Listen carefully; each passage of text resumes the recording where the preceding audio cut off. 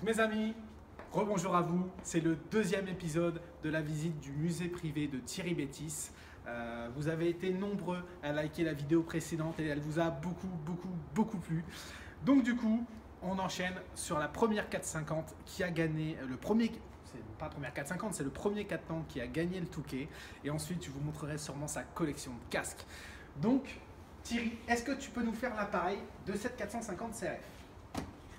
Eh bien, 450 CRF de 2002. Ouais.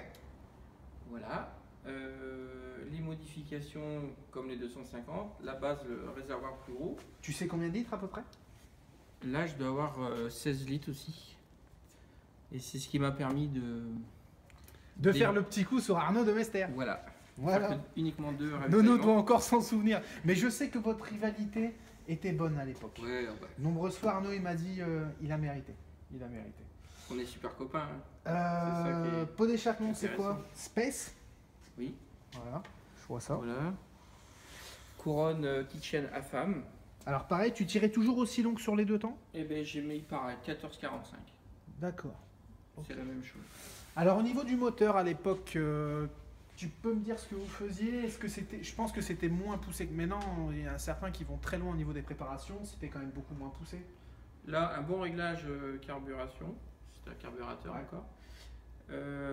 Moteur tout d'origine.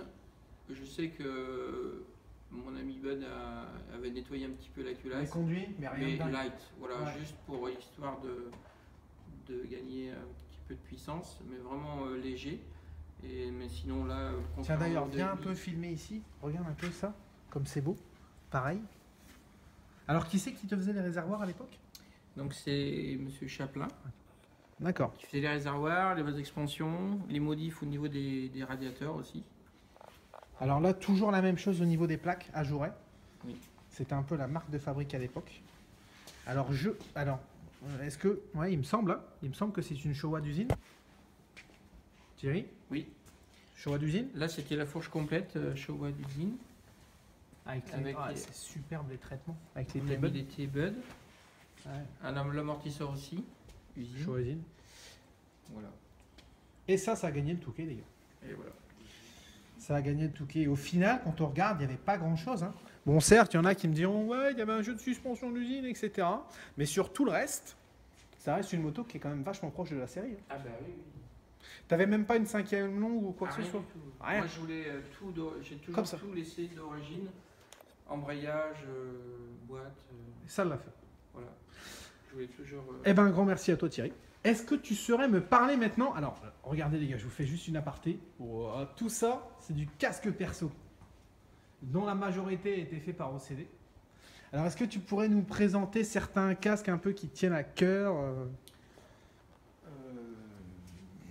Écoute, On voyait que le fluo... là-dedans. Bah, on a vu les nations. Ça, c'est les casques des après, nations, là, celui-là. Voilà. Après, bah, il y a le rallye. Allez, vas-y, parle-moi du rallye. Le casque de rallye, j'ai gardé. Deal. Bon, ça c'était un. Nom d'un chien. Ça c'est pas très bien fini, mais bon, ça a été quand même. Alors là, on voit d'ailleurs ton groupe sanguin qui était noté sur le casque en cas d'accident Voilà. grave. Ouais, bah, Et visiblement, là, donc c'était le rallye du Maroc et j'étais en bagarre avec, pour la victoire avec David Frétinier. Ouais. Et du coup, en hors-piste, voilà, j'ai pris une petite saignée là et je suis passé par l'avant. Donc j'ai fait, je suis resté 5 minutes un petit peu KO. Mais je suis reparti quand même. Alors d'ailleurs, je pense à ça, je fais tout de suite une aparté, je vous le mettrai en plan de fin, je pense. Il y a une surprise dans le magasin, je suis arrivé, je me suis dit, mais qu'est-ce que je vends en vitrine? Je vous le montrerai après, il nous l'expliquera. Donc vas-y, continue à m'expliquer Thierry. Ensuite, au niveau des casques. Là, c'est déjà des années un peu plus vieilles, il me semble, le design. Ça, c'est des casques de quelle année? Ça 90? Tiens, mais celui-là, c'est le 2000. C'est avec celui-là que j'ai gagné mon premier Touquet. Voilà, en 2000. Ouais.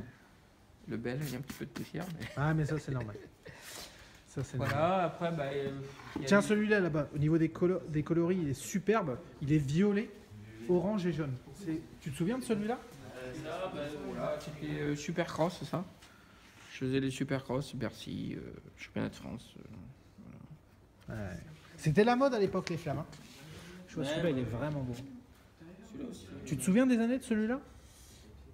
Ça, c'est C'est entre... Oh, je sais plus trop. Ça, mais ça c'est le problème des mecs qui ont des carrières à rallonge, c'est qu'après tu leur demandes, je sais plus, fieu, j'ai fait tellement de courses. Puis tous les ans, j'avais 2 casques. Bah ouais, 3 je me casques, doute. et du coup, bah, Je me doute. Mais regardez, par contre, ce qui est intéressant de voir, c'est regarder l'évolution des coloris. On va vers quelque chose de plus en plus neutre, enfin on part de quelque chose de plus en plus neutre parce que tout ça c'est très récent. Et au plus on descend dans les années, plus on commence à avoir des couleurs criardes. Et là on arrive vraiment dans les années 90, où là c'est le fluo et surtout la domination d'OCD dans les casques, qui a été un des précurseurs, on peut le dire, au niveau de la ouais, je peinture le de remercie casque, CD s'il regarde. Là. Monsieur Opillard, Toujours, voilà, qui encore aujourd'hui Une référence. est une référence. Ça devait pas être évident à l'époque hein, C'est la référence. d'amener quelque chose. Parce que ça venait de quoi? Ça venait des États-Unis, ça, les peintures perso. Les premiers. OCD, moi je sais que c'est OCD, j'ai découvert ça avec OCD quoi. Mais les Après, premiers mecs qui ont porté des casques perso, c'était aux États-Unis, non? je Non, saurais pas te forcément. dire. Ah. C'est Christophe qui a commencé à peindre ses casques parce Piv. qu'il roulait avec Piv Thierry, nous donne une info. Donc vas-y, Il continue. roulait à notre époque et il s'est mis à C'était acheter son un kiff. aérographe Ouais. parce que ça a été le début de l'aérographe et il s'est mis à peindre ses casques. Et quand les copains ils ont vu ça, ils ont dit ah tiens fais-moi-en un. Je veux la même chose. Voilà, Et la mayonnaise et- a pris. Et, Eh ouais. et il a roulé C'est à de la haut folie, niveau hein. aussi, hein, Christophe Opillard. Ah ouais, Il y a ouais. peu de gens qui le savent, mais il a fait une belle petite carrière en championnat de France. Ah ouais, là tout on ça. voit, regardez. Ça c'est Ça, c'est ses premiers. à l'ancienne Opillard Chris Design. Ouais. L'avant-dernier là, c'est Ouais. le junior. Voilà, je suis en train de prendre le junior Des tout premiers, vas-y, soulève-le, Louis.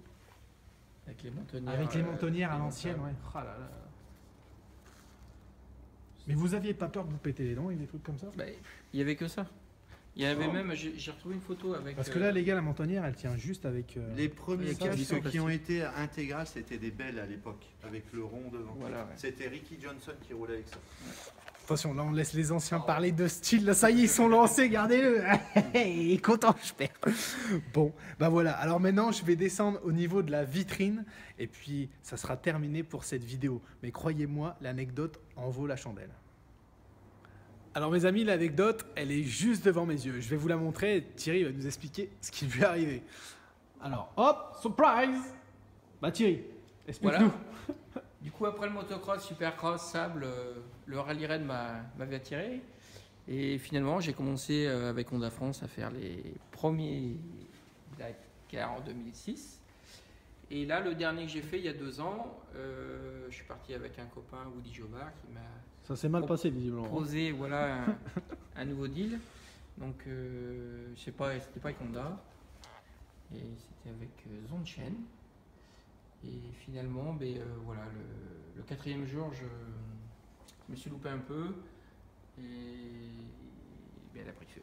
Voilà, j'ai rien pu faire et j'ai dû abandonner, malheureusement. Et c'est les malheurs des rallye raid. Malheureusement, ça arrive. C'est beaucoup plus rare en cross, mais c'est vrai qu'en rallye raid, on en a vu une paire prendre feu des motos. Oui, tous les ans, il y en a Ouais. 1 ou 2 motos. Bon. Donc Bah voilà, voilà. j'ai pu la récupérer et voilà, Et maintenant, elle te sert de trophée dans la vitrine. voilà. T'en Ça souviens. permet de parler un peu Du rallye. du rallye. Bon, mes amis, donc la vidéo est terminée. J'espère que vous avez aimé. Et surtout, je remercie encore Thierry de nous avoir accueillis ici. Voilà, c'était super. Moi, j'ai rêvé de voir ces motos, de voir ces gros 2 temps qui ont gagné le Touquet. Donc, n'hésitez pas à cliquer du pouce bleu de façon à ce qu'on puisse aller visiter d'autres musées, que je puisse vous en faire partager. Sur ce, mes tontons, une bonne journée à vous et vous faites pas mal. Bye.